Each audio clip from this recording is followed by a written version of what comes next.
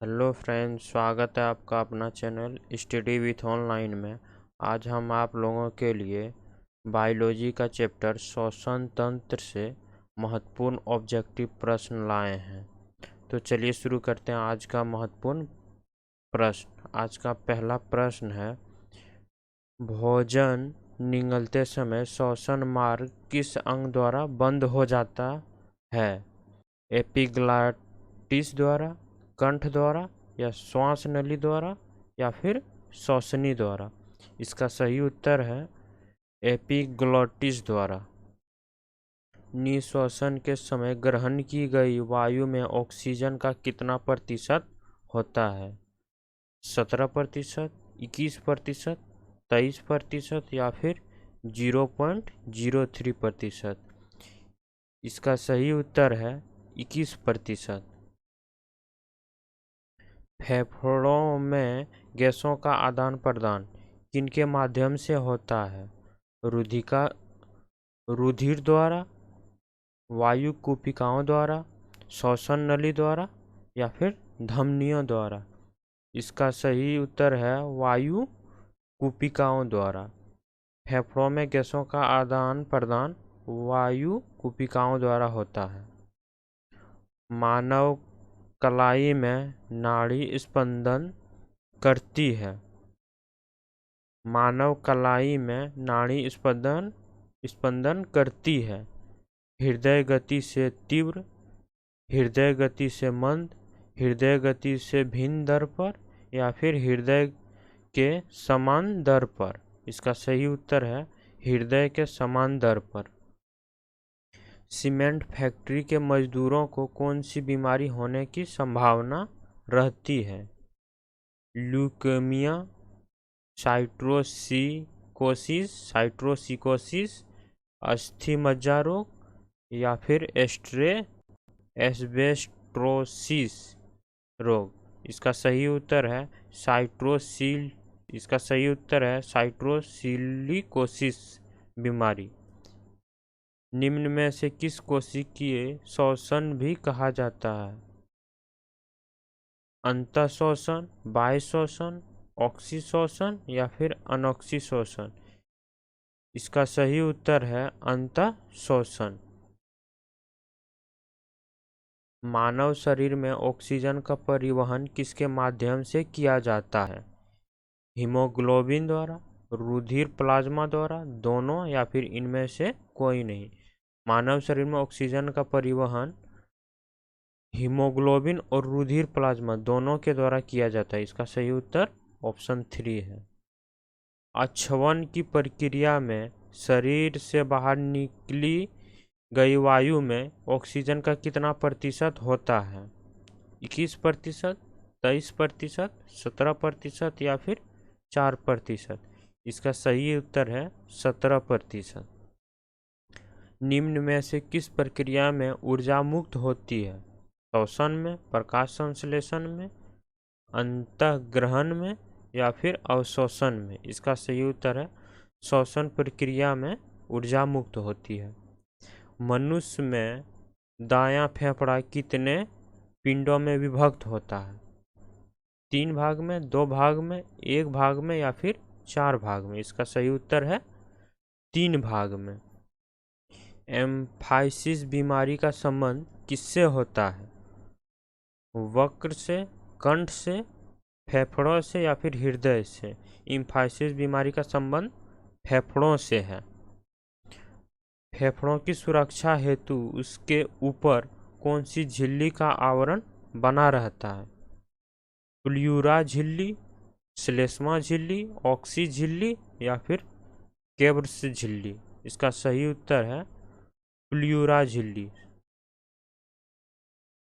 किसके ऑक्सीकरण के द्वारा उत्पन्न ऊर्जा को श्वसन कहा जाता है?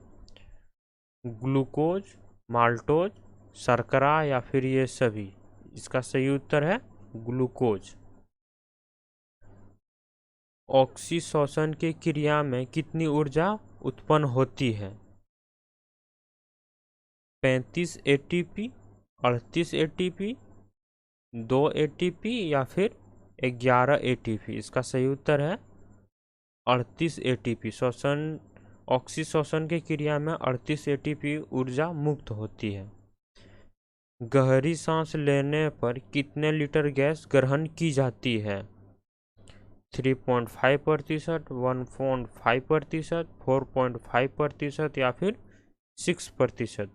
इसका सही उत्तर है 3.5% लीटर गैस ग्रहण की जाती है गहरी सांस लेने में।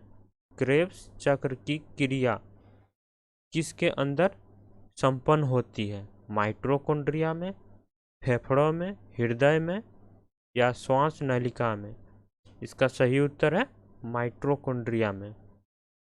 कोशिकीय श्वसन कोशिकाओं के अंदर कितने चक्रों में पूर्ण होता है? 2 चक्रों में, 3 चक्रों में, 4 चक्रों में या फिर 6 चक्रों में? इसका सही उत्तर है 2 चक्रों में। फेफड़ों में कितने लीटर गैस धारण करने की अधिकतम क्षमता होती है? 9 लीटर, 11 लीटर, 5 लीटर या फिर 7 लीटर? इसका सही उत्तर है 5 लीटर। फेफड़ों में 5 लीटर गैस धारण करने की क्षमता होती है। कौन सी क्रिया को ऑक्सी तथा अनॉक्सी श्वसन का कॉमन स्टेप माना जाता है? ग्लाइकोलिसिस, किण्वन प्रक्रिया, डायफ्राम या फिर वाइटस? इसका सही उत्तर है ग्लाइकोलिसिस प्रक्रिया। एक स्वस्थ वयस्क व्यक्ति में हृदय के धड़कने की औसत दर होती है 82 मिनट, 71 मिनट, 72 मिनट या फिर 68 मिनट? इसका सही उत्तर है 72 मिनट। वयस्क व्यक्ति में हृदय धड़कने की औसत दर 72 मिनट होती है। फेफड़ों तक अशुद्ध रक्त किसके माध्यम से पहुंचता है? फुफ्फुस धमनी द्वारा, फुफ्फुस शिरा द्वारा, कांड्रों द्वारा या श्वसनी द्वारा? फेफड़ों में अशुद्ध रक्त पहुंचता है फुफ्फुस धमनी द्वारा। फेफड़ों द्वारा शुद्ध किया हुआ रक्त किसके द्वारा हृदय के बाएं अलिंद में पहुंचाया जाता है? फुफ्फुस धमनी द्वारा, फुफ्फुस शिरा द्वारा, सीकम द्वारा या फिर कोलन द्वारा? इसका सही उत्तर है फुफ्फुस शिरा द्वारा। शुद्ध रक्त बाएं अलिंद में पहुंचाया जाता है फुफ्फुस शिरा द्वारा।